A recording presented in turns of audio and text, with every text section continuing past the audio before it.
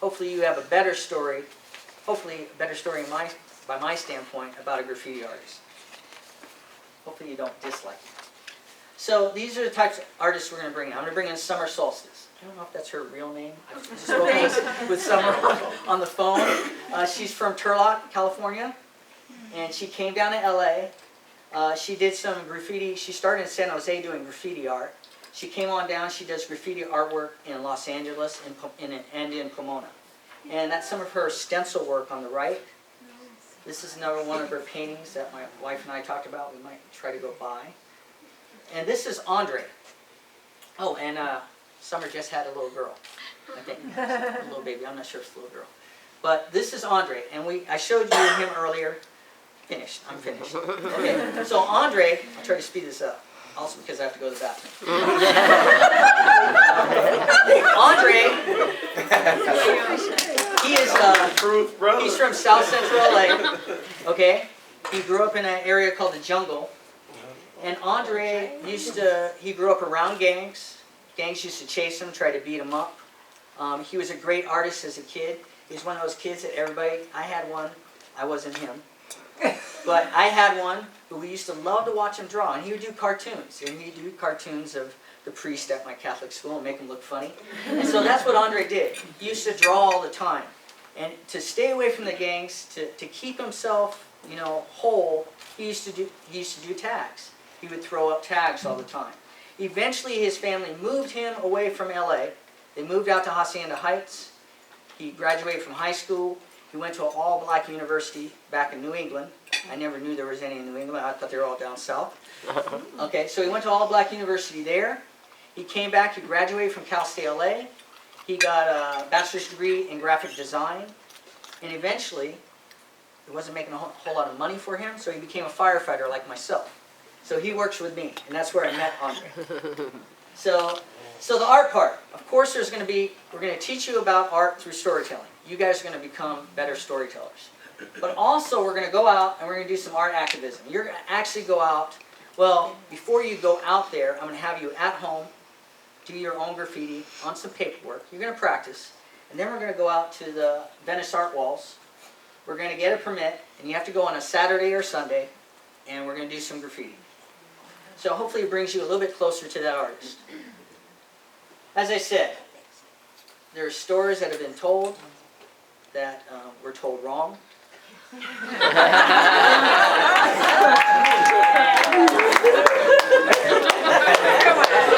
I don't need to say any more than that. Okay? So I think there's other stories too that were not told exactly the way they should have been told. So Sebastian's story. Hopefully at the end of the class we can retell his story, find out more about him. And then within this class, it was my plan and it's my hope that we give you these skills, these storytelling skill sets, that is going to help you to advance your own agenda. So whether it be civil rights, women's rights, environmental protection, anything, hopefully you'll be able to better advance and better take your agenda, deconstruct it, reconstruct it, reframe it, refine it, perfect it, and then influence better your audience. References and resources, this is the tail end, I'm sorry. Guerrilla storytelling. This young lady, I'm going to call her a young lady, she's not quite that young, but I hope she would appreciate me calling her young. Sandra de la Losa. I'm inspired by her. That's Dodger Stadium in the background. This is a monument that she erected. It's in stone, and she actually tells the story of Chavez Ravine. The real story of Chavez Ravine, before the Doyers. Okay? Before the Dodgers actually got there in 1956 or whatever it was. You see the movie 42? It all sounds great. Mr. O'Malley sounds like a real nice guy. But we can really read that plaque and see who got evicted from Chavez Ravine. So she inspired me. And then we're going to use this book here within the class to help us to retell and reframe our stories. Howard Zinn, he's kind of a master of erased stories, erased histories. And this is the book we're going to use to learn about graffiti, the terminology, and everything else. I put Fiend and then... Because he was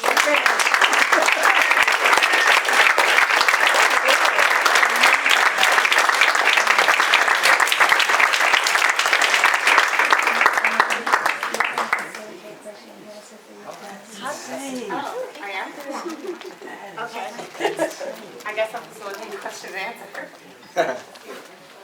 Yeah, just one.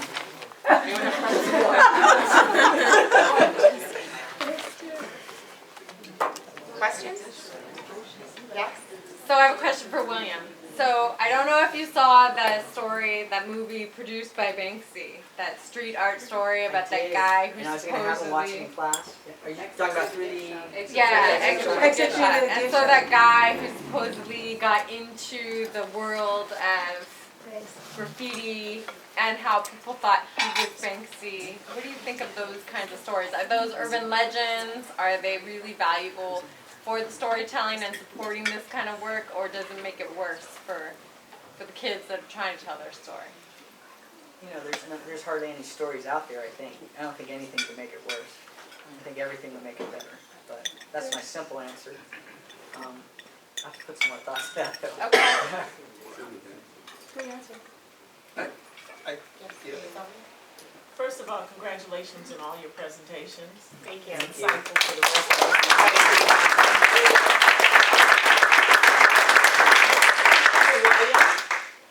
William, Yes, ma'am. as an archival artist, educator, and aggregator, as well as a service protector of us, I'm inspired that you took your product into a narrative, into the form of storytelling, because indigenous people, that's how our oral histories are what strengthen and have us endure.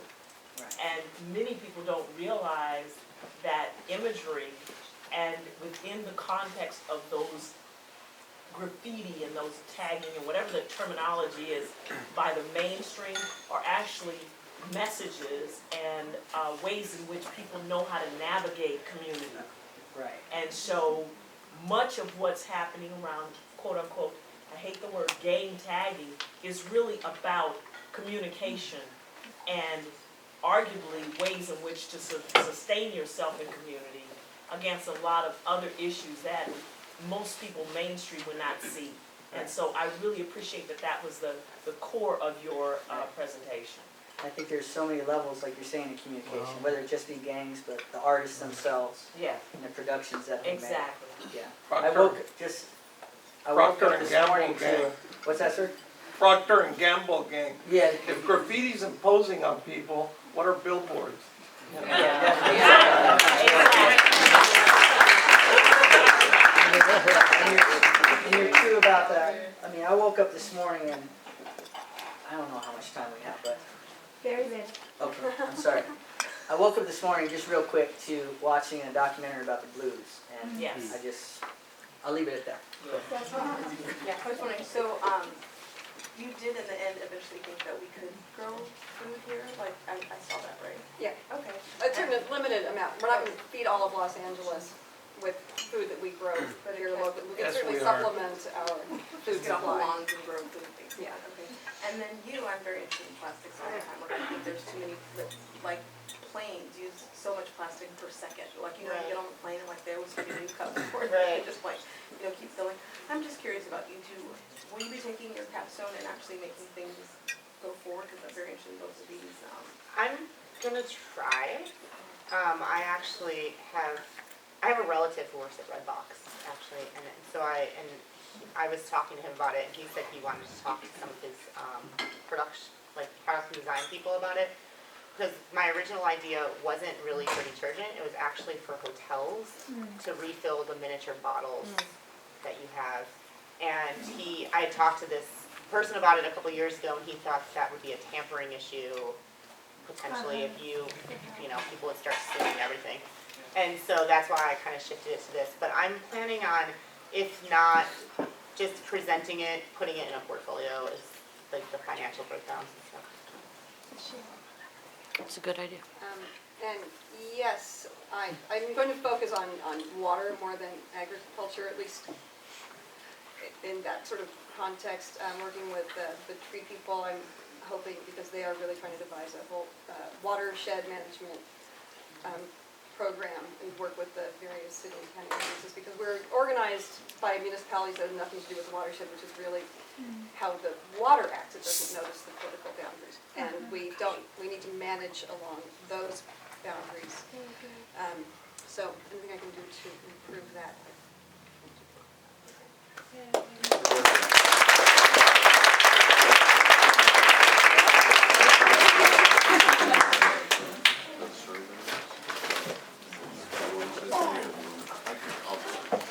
Just while we're switching crews here, on your table you'll see a bunch of multicolored sheets.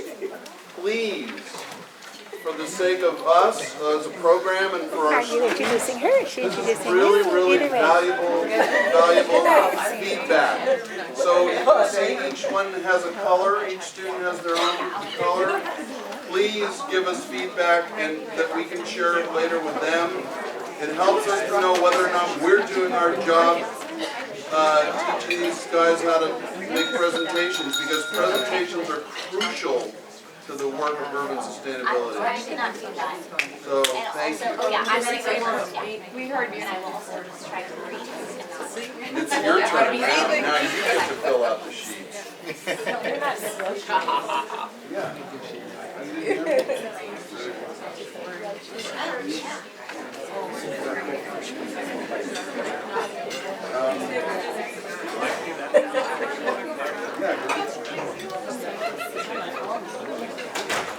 Oh, sheets. You are really powerful. Yeah.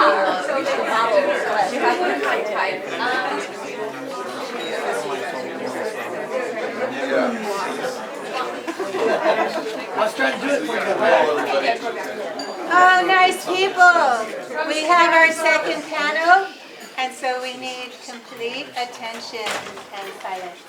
Yeah. Thank you. Hi, my name's Abigail Etchart, and this is my colleague Christine Stolnick, and we'll be going next. And I'm going to start. Hope that's okay with everyone. Hi. Thanks for being here tonight. As I said, my name is Abigail, and I'm going to be talking to you about the Work in Progress Sustainability Program that I put together for my client, Evercrisp Vegetables Incorporated. This evening, I would like to give you a narrative on my journey through Antioch University's Urban Sustainability Program, what brought me to working with Evercrisp, and the creation of my capstone portfolio. So, I grew up a farmer's daughter in Litchfield Park, Arizona. Although we didn't live on the farm that was started by my grandfather in 1972 and is now managed by my dad and his siblings, its presence played an integral part in my development. What I didn't realize then is that, according to many analysts, agriculture has had greater harmful environmental impacts than any other human activity. My personal discovery of this information actually kind of brought me full circle in my academic and professional careers. Fast forward to me at 26, living in Los Angeles, and finally acknowledging the disconnect that I'd been feeling between what I did for a living and what I felt to be of interest and of value, and subsequently coming to Antioch to pursue my master's in urban sustainability. I was hoping to move into the field of ecotourism or some other international, fabulous, sustainable-minded career. It wasn't until the first semester of my second year, when I moved back to Phoenix, that I kind of realized, what the heck was I doing reaching far and wide for a capstone and a job that I found of interest and of value when what I love the most, my family, has a business that I'm already invested in, that I find to be really interesting and of great value, and that, by the way, has overt relevance to what I'm studying. Weird. So that led me back to Evercrisp, my family's farm. Before we get into this, though, I kind of have two disclaimers for you. Number one, and this might not apply, probably doesn't apply to all the very educated people in this room, but I find that people have two ideas of what farming is. And it is either, generally, the weathered patriarch in overalls with pet cow living on his ranch, or it's the faceless corporate venture, mowing down cornfields in the Midwest or rainforests in South America with massive machinery. And the truth of the matter is, most farms like Evercrisp are somewhere in between these two extremes. My second disclaimer is that what I'm talking about tonight is really small. It's one particular farm in a specific place in a specific time, and it's actually even smaller than that. It's one project by one individual, myself. Agriculture as a whole is far too overwhelming to cover this evening. Even looking at it in the US, or one particular farm, or one particular produce item is too much. And likewise, issues of food access, food safety, environmental stewardship, and sustainability are massive and overwhelming. So we're going to narrow the scope a little bit. This is a map brought to you by the Arizona Farm Bureau Association. Thank you very much. Illustrating the agricultural commodities grown across the state, separated by county. And right here in Maricopa County, where you see this head of lettuce, representing vegetables, is where our farm is located. I know that for many people, when you mention Arizona, you think vast deserts, the Grand Canyon. If you've watched a lot of Westerns, you think Tombstone, the movie, not the pizza. Or you could think of the pizza, depends. But in fact, Arizona has over 15,000 ranches and farms across the state. And it's actually ranks number 2 in the US for broccoli, lettuce, and cauliflower production. I wanted to give you a feel for where Evercrisp falls in this world of agriculture, so you have a reference point for the work that we're doing. So we're one of many Arizona farms, growing on roughly 3,000 acres of land, which is large for the state average, but in terms of corporate farming like Del Monte or Dole, who are looking at 50,000 plus acres, it's very much a small farm, and we consider ourselves a small family business. Evercrisp is 3rd generation, family owned and operated, growing and shipping produce, established in 1972, and we've been farming the same lands more or less for the last 40 years. We provide fresh produce to wholesale and retail markets, internationally and nationally, but with a focus on the local Arizona market and also on retail, chain national retail stores like Ralph's, Safeway, Kroger, those sort of places. And so depending on the season, you might find our collard greens, kale, mustard greens, turnip greens in your local Sprouts or your local Ralph's. As a small business, Evercrisp has always strived to be an innovator in the field and kind of embraces change as a competitive edge. Because they are small, we can be flexible. With this in mind, after my dad accepted my proposal of my capstone, and thankfully hired me, we set to work deciding what would be of most benefit for Evercrisp as far as a sustainability project. Lucky for me, they'd be receiving quite a few requests from retail customers to give them information on sustainability measures. It is kind of a trend in the commercial agriculture movement at this moment, which is great for me. But this request, it opened the door for my project, and it also gave me a really clear first step. I could create a communication piece to satisfy these requests. So I quickly got to work trying to answer the question, what is sustainability for Evercrisp, and how do we communicate that to the public? To this end, the first thing that we did collaboratively was develop a mission state for the company based on current practices and future intents. It's something that they had never done before, and this is what we came up with. Combining the best of organic and conventional farming practices to create an agricultural system that balances real-world effectiveness and environmental responsibility while maintaining the quality, safety, and affordability of our products. During this process, to kind of come up with this and facilitate everything, I did a lot of market research determining how other farms were communicating their sustainability information, what retailers valued as sustainability in produce, and what agencies defined as sustainability in agriculture.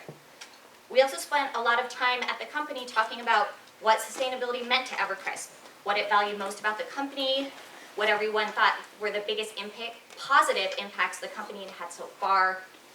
And these numerous interviews and collaboration with staff and management supplied the company history and sustainability information that I was looking for. What I found, surprisingly, was that many of the practices Evercrisp had been following for the past 40 plus years were environmentally responsible, they were community supporting, they were efficient, good business. What they didn't have necessarily were the tools to define them or the language to describe them as sustainable practices. Sustainability simply meant being in business successfully since 1972. Well, there you have sustained. So what I did was fill in the rest. And Evercrisp's one sheet was corn, detailing past and current practices, like the ones you see here. And it was on to the next question. What can we do to improve these measures? Which, at this point, I hit a complete wall. This part was really hard. This middle part of having completed what I felt was the first half of my project and really not knowing where to go. So far, I had concentrated on the present, communicating past and current initiatives, and I wanted to focus on something that would guide my work in the future. In the quest for this answer of what to do next, we completed a SWOT analysis, looking at the strengths, weaknesses, opportunities, of threats in terms of Evercrisp sustainability, and came up with what you see here. And finally, thankfully, something started jumping out at me. We were small in size, so we were flexible, and already had some sustainable growing practices, which was pretty great, but at the same time, very limited in resources in terms of capital and personnel. There were all kinds of things that we wanted to look into: composting, water conservation, office culture, and all kinds of things that we couldn't control, like new food policy, certifications, or regulations. And I thought, holy moly, like, we can do a program that addresses all of this stuff and is part of Evercrisp's current operations. They'd done it only a few years ago for food safety in order to address traceability and certification issues. And it would work with our size and our resources, give us the ability to address various issues in turn, and it could be run from our office either regardless of or in accordance with whatever outside things that were going on. So, a sustainability program would not only support further economic development, but balance it with strides in the community support and environmental stewardship that Evercrisp clearly already built in their model, and just called it good business, pretty much. It would allow us to ensure the upholding of our newly crafted mission statement, while allowing us as well to pursue new goals of our choosing, whether it be research into composting for field operations, addressing energy use at the corporate office, or even maybe making new policy for transport vehicles. What's more, lucky for me, I had already unknowingly created some of the groundwork for this program in the form of existing research and documents, like the greenhouse gas inventory and report that I did for Ty Coleman, the expert in the field. Thank you very much, Ty, who assisted me in doing a greenhouse gas inventory and report for Evercrisp. This would give me a baseline for goal setting, would act as my hard data, and also be a model for future reporting. And so that's basically what I've been up to for the last semester. Creating the structure, standard operating procedures, and documents for a simple and straightforward sustainability program that I could manage along with my other responsibilities in the company of special projects and sales. And since the new year, I've been putting together the outline for this program, combining the example of existing Evercrisp ventures, all the research in sustainable agriculture that I had done, and also my past experience in creating program policies and procedures. And that's about it. Although the completion of my capstone is the end of my career at Antioch, it's really kind of the beginning for me as far as program management. The fully implemented Evercrisp sustainability program will launch with our new fiscal year, which is October 2013, so watch out. It'll not only follow the standard operating procedures that I put out, but it also involves the launch of a website as well as a full sustainability report at the end of the year. Thank you very much.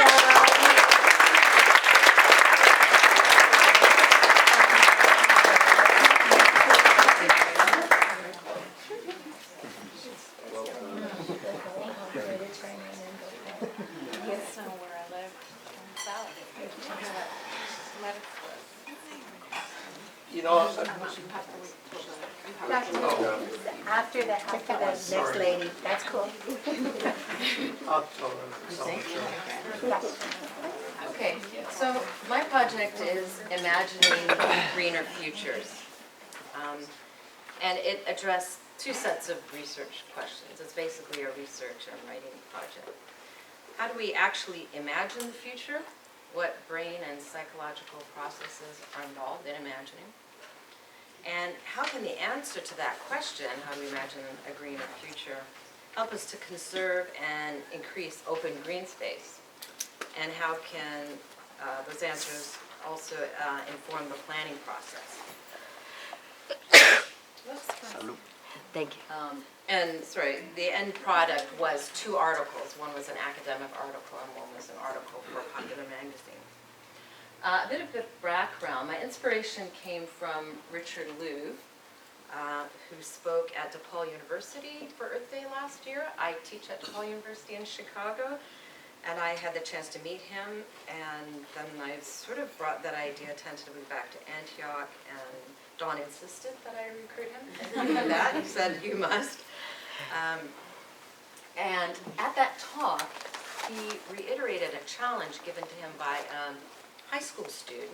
It was a woman that heard his talk, and challenged him to imagine and describe the future implicated in the nature principle. So she said, great ideas, great abstract ideas, but what does this actually look like? And just one more point of, green futures, but really I changed my terminology, my title and my terminology from green to greener, because both Richard Louv and Dawn prompted me to reflect on the word green. Louv drew attention to the political connotations of green. You know, it's not a Green Party future. And the fact that it's often co-opted by business interests. And Dawn drew attention to the topic of indigenous and sustainable vegetation. So that green lawns, for example, and golf courses are green, but they're not sustainable. So I thought greener was just getting off the dime of green a little bit. Anyway. So there are 2 articles, and actually both articles address both issues, but one focused more on neuroscience. This is actually coral, but it looks like green brain, like a green brain. And the other one focused at plans, regional plans, and simulations within those plans, within the context of the neuroscience research. So I actually found a lot of really interesting and recent research in the neuropsychology and the neuroscience and the psychology literature, which I had access to through my databases. And here's just a brief summary of those findings, which I'll then apply to the plans and simulations. Imagining the future is very closely related to our processes of remembering the past. It's actually the actual brain processes as well as the mental processes. Visual images are central to imagining future simulations. So in fact, memory-impaired subjects, if they're given visual prompts, can imagine the future or create more coherent future scenarios than if they're not given visual prompts. Coherent future simulations also require a coherent spatio-temporal framework, and we'll come back to that later. Concepts of the self, the importance of self-importance, are generally important in creating future simulations. When individuals think about the future, they tend to think in terms of the evolution of their identity and their relationships.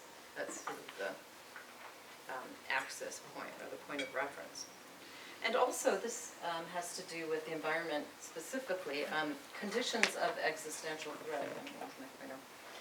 If we feel threatened, initially it makes us avoidant of environmental factors. It will tend to alienate us from the environment because after all, it's a threat to us and we don't want to think about it.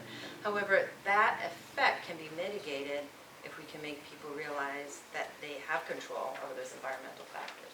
And also by peer opinions and behaviors. So if your peers are involved in doing something about it, then you feel more of a sense of safety and purpose. Okay. Oh, finally, discounting the future. People don't tend to take the future actually very seriously, maybe beyond saving, They tend to wear rose-colored glasses, and they actually imagine they have a greater sense of control over events in the distant future, months and years, rather than weeks and months. And they tend to ignore available information regarding events in the distant future, until the last minute.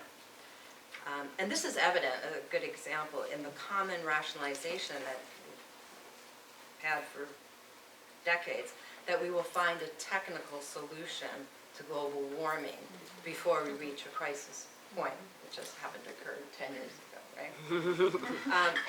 Anyway, so those are the neuroscience findings. So then I applied the neuroscience findings to plans and simulations, looking at regional plans, which I was already quite familiar with through previous coursework. So I'm going to show you representations from two plans. This first one is from a Chicago regional plan called CMAP Go to 2040. And this simulation, okay, this rendering is very typical of the images in that plan. And I'm not in Chicago, and none of my Chicago peers are here, so I'm going to be very frank. What's wrong with this picture? Well, first of all, it's a new development, right? I mean, there's all this open land, there's these new buildings going up, there's all this beautiful breathing space. But new development in general is not sustainable.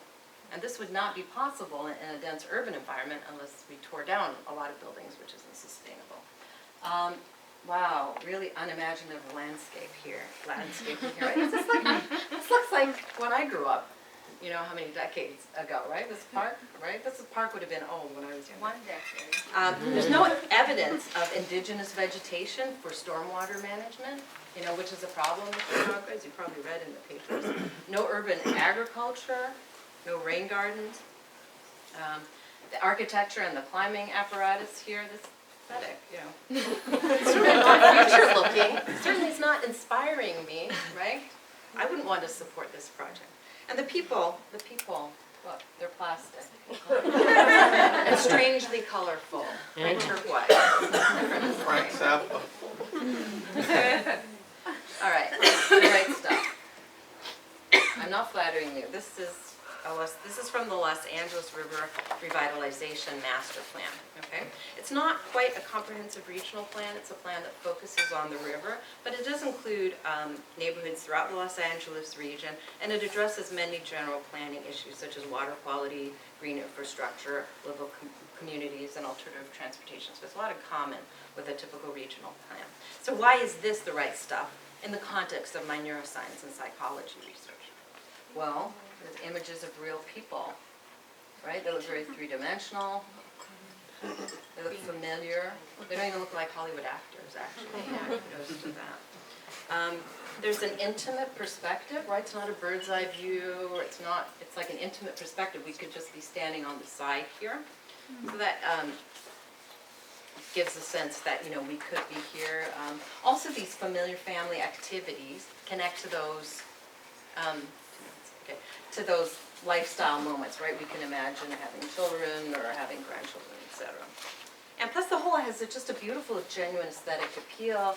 The light source and the quality of light also gives a sense of place.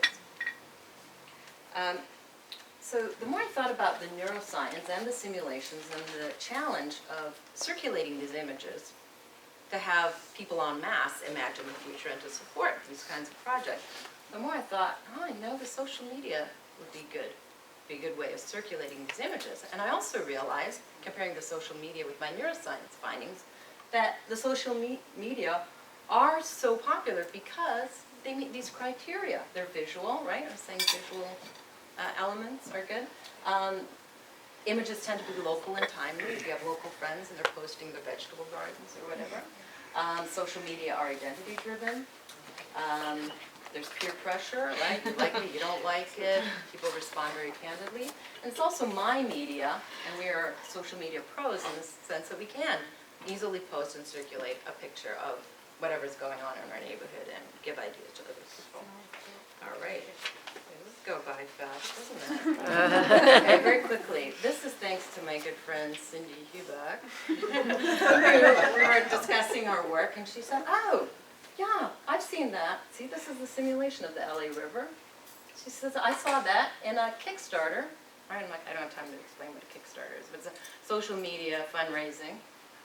This was sponsored by the LA River Revitalization Corporation. So they used this beautiful simulation to raise money for a bike and movie theater They raised $10,000 in a very short period of time, and lo and behold, it all comes together. But finally, just two more things I'm going to say.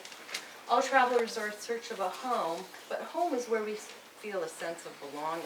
So circulating images and supporting local projects serves two purposes. It creates a sense of community, but also creates a sense of place attachment. Look at the image to the left. That's the end. That's where we're going. Let's imagine it, and let's all work together. Thank you.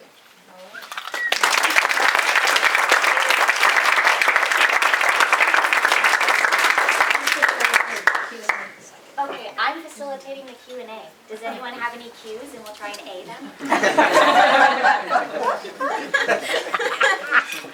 Yes, Dawn. Well, those were both really wonderful, and actually, Abby, I have more of a statement about yours. One thing I would encourage you to think of is that even though you sort of made this disclaimer that this was a very small scale project looking at a very small scale operation, it's really gigantic because it's something that can be replicated in many, many other places, which really goes right to the spirit of all of these projects. Any of these things that can be taken out into the world, and yours is, so don't ever underestimate the power of the work that you've done to change other farming operations.